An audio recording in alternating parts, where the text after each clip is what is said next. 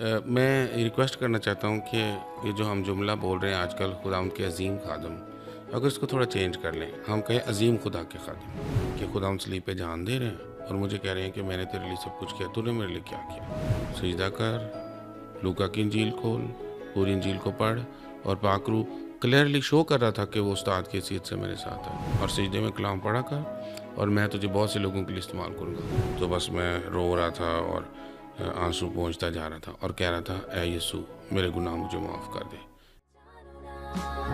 रोशन जिंदगी हर लम्हा रोशन है, रोशन जिंदगी, रोशन जिंदगी। नाजरीन, आप सबकी खिदमत में बहुत बहुत सलाम। उम्मीद है कि आप सब खैरियत से हैं। और आज पाकिस्तान क्रिश्चियन रिकॉर्डिंग मिनिस्ट्रीज़ के स्टूडियोज़ में हमारी बड़ी खुशबख्ती है कि हमारे साथ मौजूद हैं आली जनाब सैमुअल स्टीफ़न पॉल साहब, जिन्होंने अपनी ज़िंदगी खुदावंद की खिदमत के लिए दी हुई है और अरसा दराज से खुदावंद की खिदमत में मसरूफ़ अमल हैं। और अब भी खुदावंद की खिदमत के लिए वो हर दम हर पल तैयार रहते हैं, कोशां रहते हैं। जब हमने उनसे दरख्वास्त की कि वो स्टूडियोज़ में आएँ और हमारे साथ आकर इस प्रोग्राम में बातचीत और गुफ्तगू करें, तो उन्होंने बड़ी खुशी के साथ हमारी इस दावत को कबूल किया। सर, दिल से आपका शुक्रिया थैंक यू सर। कि आपने हमारी दावत को कबूल किया और आज हमारे साथ हैं।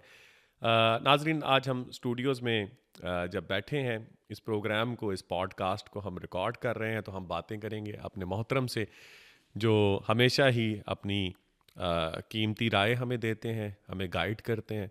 Sir, Pakistan Christian recording ministries में जो आपका किरदार है अरसा दराज से, उसके लिए भी दिल से शुक्रिया अदा करते हैं। और ख़ूबसूरत साथ है जी ये, खुदावंद के खादिम आपस में मिलकर हर तरह के हालात में खुदावंद का काम किस तरह आगे बढ़ सकता है, उसके लिए कोशिशें करते रहते हैं। So once again thank you so much. My great privilege. Sir, आप हमें हमारे नाजरीन जानना चाहेंगे कि किस तरह से आप खुदावंद की खिदमत में आए और किस तरह से फिर ये सफ़र जारी रहा। आप ज़रूर बताइए ताकि हमारे नाजरीन उससे इंस्पायर हो सकें। जी, तो मसीह घराने से होते हुए वालिदैन जो थे बड़े स्ट्रिक्टली चर्च लेके आते थे, बचपन से ही ऐसा था। और संडे स्कूल में तौबा की कॉलिंग भी दी जाती थी, इनविटेशन दी जाती थी। बस हम भी शौक़ से कह देते थे, जी यीशु को कबूल करना है। तो 6-7 दफ़ा ऐसा हो गया हुआ था, लेकिन जो अंदरूनी तब्दीली थी, बातनी, वो नहीं थी। और समझ भी नहीं थी कि अब क्या करना है अपनी ज़िंदगी के साथ। बस संडे वर्शिप के लिए तो बैठ जाना आके। जब मैं 17 साल का हुआ तो उस टाइम में हारमोनियम बजाता था, और मैं सोचा करता था कि खुदावंद अगर आ गए और पूछा कि तुझे आसमान पे क्यों ले जाऊं, तो मैं कहूँगा बाजा नहीं बजाया। मतलब अपना ही लॉजिक था एक। तो बाजे भी पकड़ा गया, और मुझे एक्सपीरियंस नहीं था इस बात का और ना समझ थी कि खुदावंद यहाँ पे हैं। मैं समझता था वो तो आसमान पर चले गए, एक दिन आना है वहाँ से उन्होंने। तो मुझे लेफ़्ट साइड से आवाज़ आई है बहुत क्लियर कि सारा हफ्ता अपनी मर्ज़ी करता है और संडे को बड़ा शरीफ आदमी बन के बैठ जाता है, या उठ के चला जा या ठीक हो जा। अब मैं घबरा गया, मैंने कहा ये क्या हुआ। तो मैं सिजदे में चला गया हूँ, और सिजदे में मैंने ऐसे विजन में देखा है कि खुदा सलीब पे जान दे रहे हैं और मुझे कह रहे हैं कि मैंने तेरे लिए सब कुछ किया, तूने मेरे लिए क्या किया। फिर तो बड़ा ही रोना आया, आवाज़ नहीं निकली लेकिन अंदर चीखो पुकार थी। रुमाल मेरे पास था, अगस्त का महीना था 1979। तो बस मैं रो रहा था और आंसू पहुँचता जा रहा था और कह रहा था, ऐ यीशु मेरे गुनाह मुझे माफ़ कर दे, मेरे दिल में आ, मेरा बादशाह बन जा। आज के बाद मैं बादशाह नहीं, तू बादशाह। मैं तुझे अपना शख्सी निजात दहिंदा कबूल करता हूँ। बस जब ये बात हो रही थी तो अमेजिंगली ऐसे लगा जैसे मेरे ना कंधों से बोझ गिर गया। अब मसीह मुसाफिर स्टोरी में ये है ना तस्वीर में, लेकिन और संडे स्कूल में सीखा था, लेकिन लिटरली ये होगा कि मैं इसको महसूस करूँगा कैसे बोझ गिर गया। और खुदा ने मुझे कहा, आज तो उन्हें इनकार नहीं करना, जब चर्च एल्डर आगे से गुजरे रोटी शीटा लेके तो शरीक हो जाना। और मैं हुआ। ब्रेदरन चर्च से होते हुए ये स्ट्रिक्टली था कि पहले तौबा करो फिर बपतिस्मा लो, लेकिन मैंने तो अभी बपतिस्मा नहीं लिया था, और मैंने बस खुदा के हुक्म के मुताबिक शरीक हो गया और मुझे किसी ने रोका नहीं।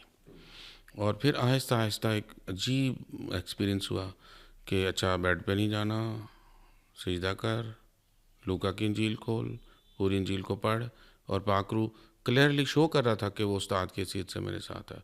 मैंने कहा ना पाकरू ये तो पहले भी पढ़ा था, ये दुआ रुबानी तो पहले भी पढ़ी थी, लेकिन समझ नहीं थी, आज समझ आ रही है। तो उसने कहा हाँ, जब दिल बदलता है और यीशु दिल में आता है तो मैं भी आ जाता हूँ और मैं मदद करता हूँ। जब मैं 18 बरस का हुआ, 1 साल के बाद 1980 में, तो गिटार लेके आ बैठा हुआ था दुआ में। मैंने कहा खुदा बाप इतनी गिटार सिखा दे कि दुनिया में तेरा नाम रोशन करूँ।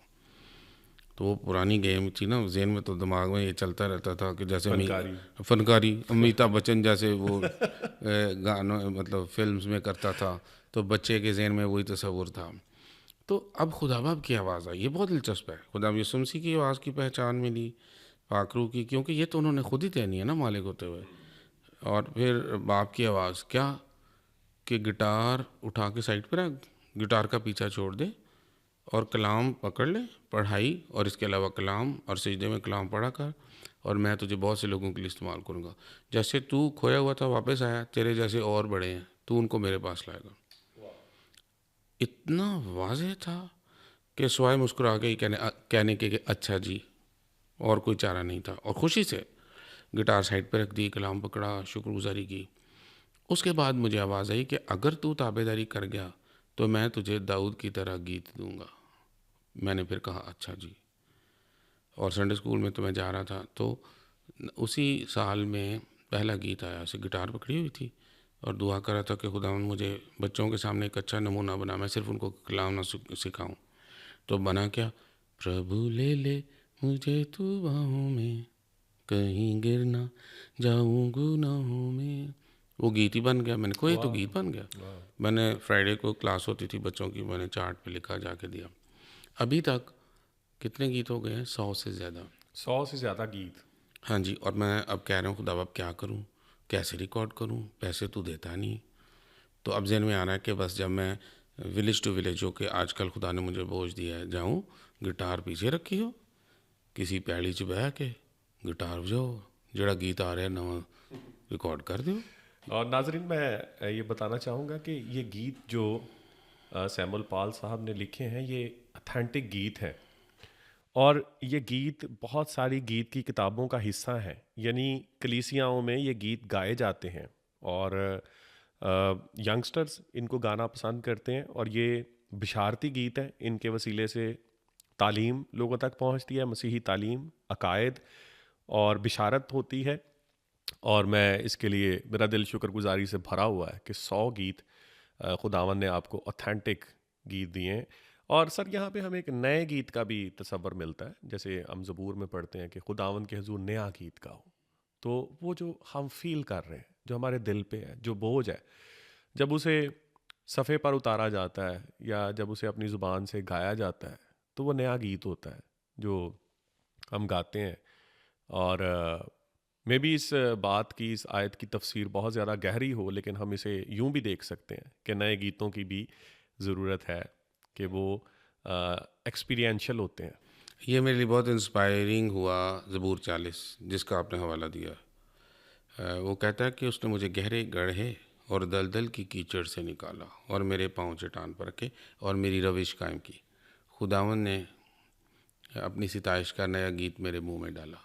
सो जब एक्सपीरियंस आता है ना किसी बहाली का, कोई बंधन आपका टूट जाता है, तो शुक्रगुजारी इतनी बढ़ जाती है कि वो फिर एक गवाही गीत की सूरत में ज़ाहिर हो जाता है। इस वजह से मेरा हर गीत जो था वो किसी न किसी गवाही के साथ आ रहा था। सर, मेरा एक सवाल है जी। क्या कोई गीत मोहब्बत के बगैर लिखा जाता है? लोग गुस्से में भी लिखते हैं। जी। जैसे कि जब कोई तंग आ जाए ताल्लुकात में, कोई शिकवा हो, शिकायत हाँ, हो। मैंने एक दफ़ा ऐसे ख्याल आया कि एहसास था जो दिल में शर्मिंदा हो गया, मुजरिम था मेरे अंदर फिर से ज़िंदा हो गया। मुजरिम को बिठाया हुआ था कि ना आ। तो वो जो आपका खैर पॉइंट है ना, मोहब्बत के बगैर गीत नहीं लिखे जाते। और ये जो असरात हैं हमारे ऊपर नेगेटिविटी के, जब हम फेस करते हैं और दुख उठाते हैं, वो भी मोहब्बत की वजह से ही होता है कि हम तो तवक्को कर रहे थे मोहब्बत की, तो वो तो कुछ और हो गया। तो फिर दुख के गीत भी आ जाते हैं उस मोहब्बत में ही कि आए ऐसा क्यों हुआ। लेकिन खुदा की मोहब्बत तो बस पॉजिटिव है, लेकिन मैं समझता हूँ कि बुनियाद इसकी मोहब्बत ही है। मोहब्बत ही है। अगर ज़बूर नबी इस भी कहीं पर खुदा से शिकवा कर रहा है, क्या मेरे खुदा है मेरे खुदा तूने मुझे क्यों छोड़ दिया, तो मोहब्बत ही है। अगर वो उस मोहब्बत को महसूस नहीं करता तो वो खुदा की बजाय किसी और को भी मुखातिब कर सकता था और अपने आसपास के लोगों को तानो तशनी भी कर सकता था, लेकिन उसने उनको मुखातिब करने की बजाय खुदा को मुखातिब किया। क्या है खुदा तूने मुझे क्यों छोड़ दिया। This is love. और मैं शुक्रगुजारी करता हूँ उस मोहब्बत की जो खुदा ने आपके दिल में डाली, खुदा के लिए, उसके लोगों के लिए, और आपने ये गीत लिखे। और फिर आपने ओवरफ्लोइंग मर्सी जो ट्रस्ट है उसमें कितना अरसा खिदमत की। 10 साल। असल में चूंकि मुझे खुदा ने मुनादी के लिए बुलाया था, तो मेरे जहन में तो यही था कि ये Sunday school, youth meeting, church service में ही, मुझे अंदाज़ा नहीं था कि कौमों तक भी खुदा ले जाएगा और फिर 1-to-1 भी इस्तेमाल करेगा और लिटरेचर इवेंजलिज्म इस्तेमाल करेगा। तो 10 साल फुल टाइम बाइबल स्कूल के बाद मुझे मौका मिला, खुदा ने बुलाया बाकायदा कह के। मैं और किस मेरे बाइबल स्कूल से आपने तालीम पाई। ये OMF का है, डिसाइपलशिप ट्रेनिंग सेंटर सिंगापुर में। अच्छा अच्छा। तो 2 साल का ये कोर्स था। LRI में यानी लैंग्वेज रिकॉर्डिंग इंस्टीट्यूट में जो आपकी खिदमत का सफ़र है उसके बारे में भी हमारे नाजरीन को बताइए।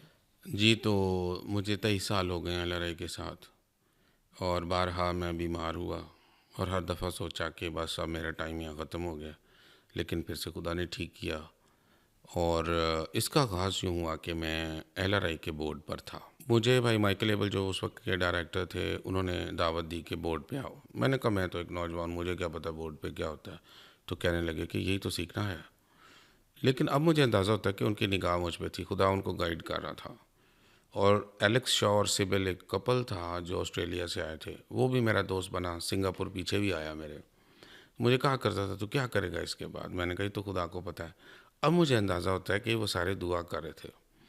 और फिर एक ऐसा टाइम आ गया 2003 में, जब मेरे 10 साल ख़त्म हो रहे थे OM के साथ, और मुझे महसूस हो रहा था कि खुदा मुझे मूव ऑन कर रहा है। लेकिन मैं अपनी मर्ज़ी से तो नहीं जाऊँगा, क्योंकि खुदा मुझे OM में लाया।